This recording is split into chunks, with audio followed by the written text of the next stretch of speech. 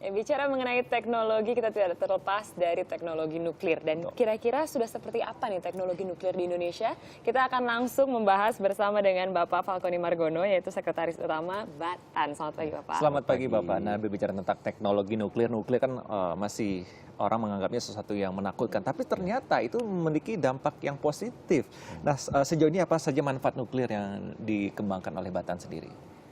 Ya, kita ketahui bahwa nuklir itu memang mempunyai dampak. Dampaknya ada dampak positif dan dampak negatif. Oleh karena itu kita mengembangkan dampak positifnya. Ya. Salah satunya adalah kita mengembangkan bidang pertanian, bidang kesehatan, bidang energi. Namun kita sekarang ini contohnya seperti bidang pangan. Kita saat ini sudah menghasilkan kurang lebih 20 varietas padi. Wow. Dan mudah-mudahan Desember ini kita akan mengusulkan 3 varietas padi lagi. 3 varietas padi. Ya. Dan kemarin sudah mendapatkan award gitu katanya, Pak. Gimana? Ya, kami dengan dedikasi kami dari sekitar tahun 70-an hingga saat ini, bagaimana kita mendapatkan varietas-varietas padi, lalu kita juga sudah bisa mendiseminasikan kepada masyarakat, dan kami mendapat penghargaan saat seminggu yang lalu, saat ada General Conference pertemuan negara-negara di Badan Tenaga Atom Internasional, kita mendapat Outstanding Achievement Award. Yang itu penghargaan ini merupakan dedikasi kami kepada masyarakat untuk mengembangkan khususnya pangan. Khususnya pangan. Ya. Nah, kalau dari teknologi kesehatan ini, Pak, Ya. Apa saja yang sudah dikembangkan? Ya, kami mengembangkan beberapa peralatan-peralatan, jadi rekayasa peralatan-peralatan, juga radioisotop dan radiofarmaka. Nah, peralatan yang kami sudah bisa sampaikan kepada masyarakat, salah satunya adalah renograf. Renograf itu alat untuk melihat fungsi daripada ginjal. Apakah ginjal kita berfungsi secara baik atau tidak. Nah, oleh karena itu alat ini bisa melihat dengan grafik, kita bisa melihat apakah ginjal kiri atau ginjal kanan kita mengalami gangguan. Dari luar saja begitu, Pak? Dengan grafik ya, dari luar. Dengan grafik. Ya. Itu kalau boleh sedikit tahu cara kerjanya seperti apa untuk mengetahui ginjal itu berfungsi baik atau tidak? Apakah cukup di-scan atau ada cara lain? Ya, jadi kita dimasukkan bahan radioaktif ke dalam tubuh kita. Lalu dengan bahan radioaktif tadi, karena dia memancarkan radioaktif, pasti radioaktifnya itu di bawah batas aman ambang, ya. Sangat aman. Sangat aman. Lalu yang kedua juga waktu paruhnya sangat pendek, sehingga pada waktu yang singkat tadi kita bisa mendeteksi fungsi daripada ginjal. Nah, berupa grafik. Nah, kalau grafiknya itu katakanlah bentuknya seperti demikian, ada 2 gitu. Nah, berarti 2 ginjal itu fungsinya baik. Tapi kalau salah satunya ada dia bentuknya datar gitu, berarti ginjal kiri atau ginjal kanan tidak baik. Oh gitu. Jadi bisa langsung dilakukan to the point ya, Iya, langkahnya betul, kemudian. betul. Tapi penasaran Pak, kalau misalnya tadi kan Pak Falconi bilang kalau dimasukkan zat radioaktif gitu Pak. Selama ini kan kita takut gitu, nuklir, dan kita tahu dampaknya terhadap mutasi gen dan lain-lain gitu. Nah, untuk memastikan kalau nuklir itu aman kok, itu seperti apa sih Pak dari Batan? Ya, itu salah satu fungsi kami dalam penelitian. Jadi dalam penelitian itu kan kita melihat seberapa jauh pengaruh daripada bahan radioaktif itu terhadap tubuh kita. Nah, tadi saya sampaikan bahwa bahan radioaktif yang kita masukkan itu masih sangat di bawah batas ambang. Namun kita bisa memainkan waktu paruhnya. Kita mencari waktu paruh yang sangat pendek. Memang kan bahan radioaktif itu kalau dia punya energi, dia akan berkurang setengahnya sesuai waktu paruhnya. Jadi kalau waktu paruhnya katakanlah kita ambil cuma 1 jam kemudian itu sudah berkurang setengahnya. 1 jam berikutnya berkurang lagi setengahnya. Jadi nggak mungkin saya ambil terus saya kemudian berubah jadi Hulk, nggak mungkin ya? Enggak. Takut banget Mungkin berubah jadi cantik mungkin malah. Wow. Tentang pangan tadi tuh Pak ya, itu kan menggunakan nuklir. Itu bagaimana prosesnya Pak? Kemudian apalagi yang akan dikembangkan selanjutnya mengenai pangan ini?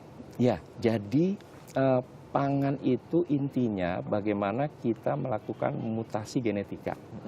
Jadi kita ambil katakanlah mudahnya beberapa butir padi, lalu kita radiasi dengan radiasi energi tertentu, sudah barang tentu sesuai dengan hasil penelitian kita mengalami perubahan pada energi berapa, katakanlah gitu ya.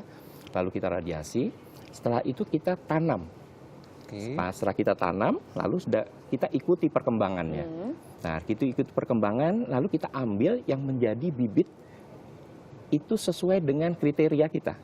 Sebagai contoh, kriterianya adalah waktu panennya pendek. Biasanya kan kita ada padi-padi yang waktu panennya panjang. Kita cari yang pendek. Terus yang kedua, tingkat produktivitasnya. Di dalam satu malai itu kita ambil yang paling banyak. Jadi kalau paling banyak sudah barang tentu per hektarnya juga menjadi lebih banyak. Jadi katakanlah bisa rata-rata kita itu bisa sampai potensinya 9 sampai 12 ton per hektar. Wow, lumayan banget ya produktivitasnya. Tapi kalau misalnya kita makan gitu Pak, karena kita tahu ini berasal dari mutasi genetika gitu. Aman kan Pak pasti kan? Sangat aman. Sangat aman. Ya, karena yang kita ambil secara mudah saja, yang kita radiasi kan di awal. Sedangkan kita mengambil yang menjadi bibit dan menjadi bahan untuk pangan, ini sudah yang ke beberapa kali gitu. Jadi sudah terpisah sekali. Dan hasilnya ini pun juga tidak ada kaitannya dengan radiasi lagi. Jadi nggak apa-apa. Iya, nggak apa-apa. Sejauh ini untuk memberikan bahwa hasil temuan dari Batan ini aman, semua dari makanan, tadi kan beras, kemudian kesehatan, apa yang dilakukan oleh Batan untuk semakin dekat dengan masyarakat? Ya, salah satunya adalah kami membina beberapa para penangkar dan juga petani di beberapa daerah. Dah sampai saat ini kemungkinan kita sudah bisa menanam padi itu sekitar 2 juta hektar di seluruh Indonesia. Dan ini juga merupakan salah satu program kita, yaitu program diseminasi dari hasil-hasil litbang kita. Jadi kita setiap tahun itu kita punya satu forum, kita mengumpulkan para petani dan juga para penangkar. Mereka mendiskusikan bagaimana hasil dari riset kita. Nah, dari itu mereka pengalaman kita cukup senang. Bahkan ada beberapa petani yang mereka tadinya mempunyai omset katakanlah sekian, sekarang ini bisa berapa kali lipat di mereka naik. Dan mereka merasakan manfaatnya dari hasil kami. Langsung begitu ya. Tapi mungkin terakhir produk tersebut dari Batan itu bisa kita nikmatin tidak? Apa sudah bisa dicari oleh masyarakat secara mudah? Nah, ini sulitnya kami sebagai lembaga riset. Jadi memang bukan mengembangkan produk itu menjadi lembaga yang komersial. Nah, produk kita ini kita serahkan kepada lembaga yang komersial. Seperti contohnya tadi padi, yang mengembangkan ininya adalah para penangkar dan juga para petani lah demikian gitu. Tapi kalau kita mau di kami punya stok juga gitu kalau seandainya ingin merasakan gitu. Kita ingin merasakan. Baiklah, itu penasaran juga sih karena penasaran kalau misalnya di depannya nih ya Pak, kalau penerapan tenaga nuklir di Indonesia kira-kira untuk jangka panjangnya seperti apa? Kita pertama masih tetap mengembangkan nuklir untuk pangan. Karena kita ketahui salah satu juga program Jokowi juga untuk arah ke pangan. Mudah-mudahan ini juga kita bisa berkontribusi. Yang kedua juga masalah kesehatan. Karena ini kesehatan ini cukup baik, bisa kita punya porsi dalam rangka kontribusi itu. Yang selanjutnya mungkin kita ke energi. Karena kita juga bisa memperkenalkan salah satu kontribusi teknologi nuklir di bidang energi. PLTN begitu ya Pak ke depannya. Tentunya kita berharap pasti Indonesia bisa mengembangkan tenaga nuklir lebih baik tentunya. Terima kasih Pak Falconi sudah hadir. Ya, selanjutnya nih setelah kita berbicara tentang nuklir ternyata sangat berarti dengan kehidupan kita sehari-hari. Nah, selanjutnya ada galang dana bagi